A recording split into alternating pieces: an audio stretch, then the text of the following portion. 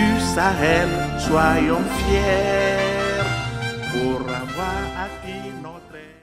Depuis le 16 septembre 2024, sous l'égide de la CPAS, les peuples africains, en l'occurrence ceux du Sahel, ont décidé de porter main forte aux actions de libération totale du joug colonialiste et néocolonialiste, actions engagées par les présidents du Burkina Faso, du Mali et du Niger à travers la création depuis le 16 septembre 2023 de l'Alliance des États du Sahel, concrétisant la mise en place de la Confédération de l'Alliance des États du Sahel le 6 juillet 2024 à Niamey par les excellences, le capitaine Ibrahim Traoré du Burkina Faso, le général d'armée Assimi Goïta du Mali et le général de brigade Abdrahman Chani du Niger.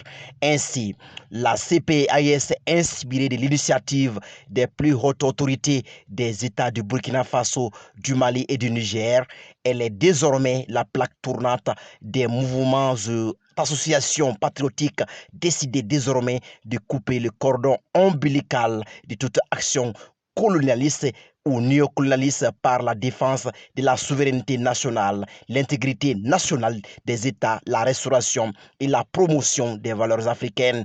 De sa création à nos jours, le processus d'implantation de la CPAS suit son petit bonhomme de chemin.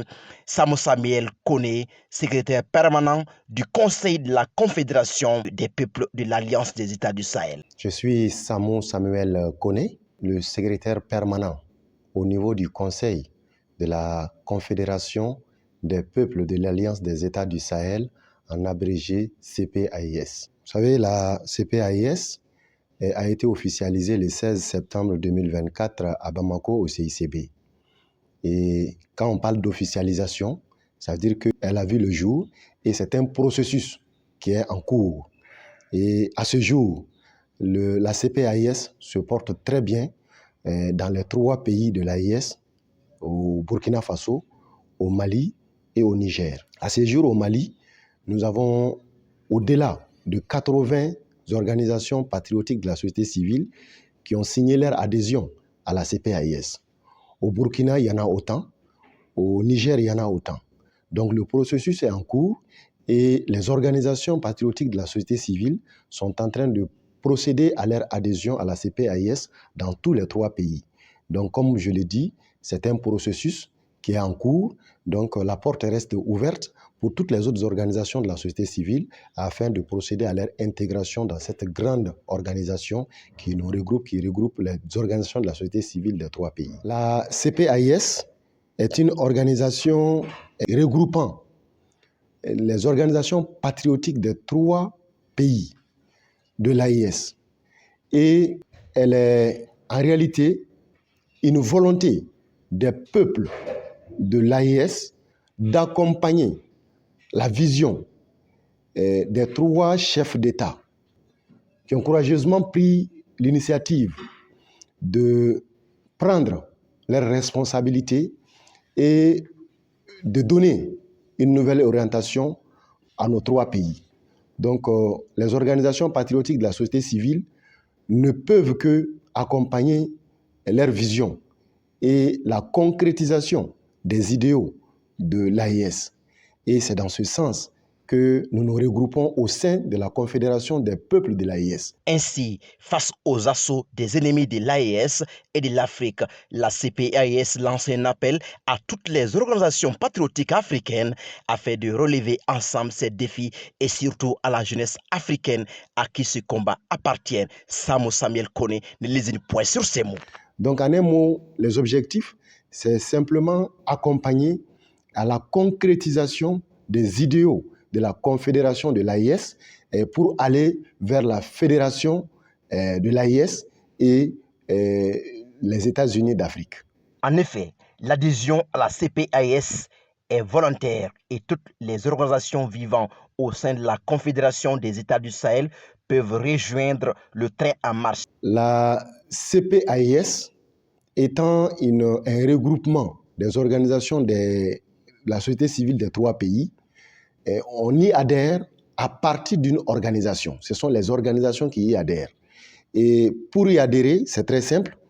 Nous avons un processus, un mode de fonctionnement Il s'agit d'adhérer et de signer les documents fondamentaux de la CPAS qui sont la charte des valeurs et le mémorandum. Mais aussi de remplir les conditions, c'est-à-dire de posséder un récépissé dans le pays où on est organisation de la société civile. Et là, en ce moment, on adresse une demande d'adhésion à la coordination nationale au niveau du pays où on est pour procéder à l'adhésion. Ce qu'il faut reconnaître, c'est que l'avènement des autorités de transition à la tête de nos États est une chance, car l'Afrique était au bord de l'abîme et dont les sauveurs demeurent le président Captain Ibrahim Traoré du Burkina Faso, le général d'armée Assimi Goïta du Mali, le général de brigade Abdrahmane Tchani du Niger.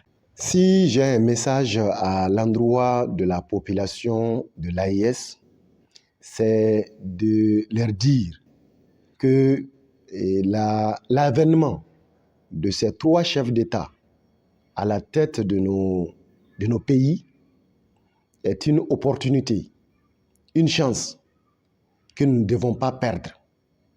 Et ça nous interpelle que chacun et collectivement, nous les accompagnons dans la mesure de notre possible, afin que tout ce que nous vivons comme difficultés sécuritaires, économiques, sociopolitiques, qu'on puisse surmonter ces difficultés, qu'on puisse relever ces défis ensemble pour aller vers la prospérité et le développement harmonieux et endogène de nos pays.